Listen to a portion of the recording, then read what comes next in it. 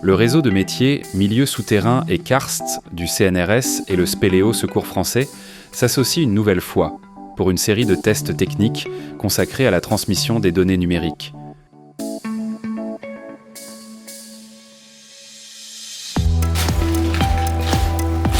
Ces tests de terrain sont menés en Ardèche, dans la grotte de la Cocalière, et ont pour objectif de valider les protocoles de communication sans fil.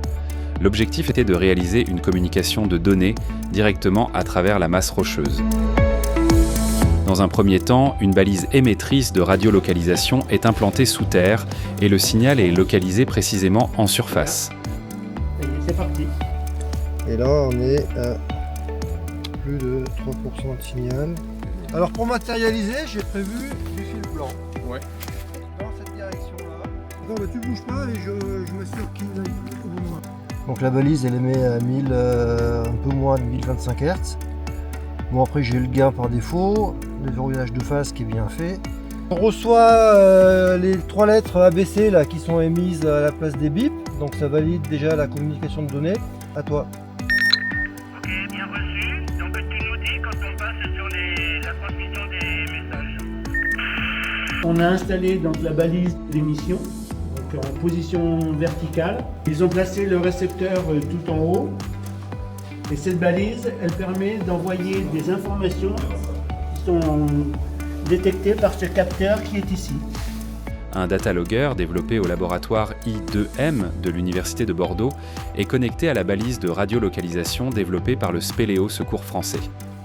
On téléverse notre petit programme sur le microcontrôleur. Des SMS contenant des données de température et d'hydrométrie sont alors transmis, soit à chaque acquisition, soit en fichiers séparés. On va reprogrammer la centrale d'acquisition avec un envoi cet après-midi à 16h et un deuxième envoi demain matin à 11h. Est-ce que c'est bon pour toi? Donc jusqu'à présent, tous les tests qu'on a faits sont réussis, à savoir on a fait des transmissions de trains de données en manuel et puis des trains de données envoyés automatiquement avec un pas de temps de réveil de notre balise qui permet de protéger la batterie dans la durée.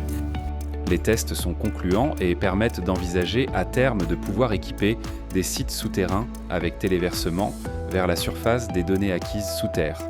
L'enjeu est à la fois la sécurité des opérateurs, mais aussi la conservation des sites souterrains en limitant la présence des opérateurs dans des cavités présentant des risques de crue ou des grottes à haute valeur patrimoniale.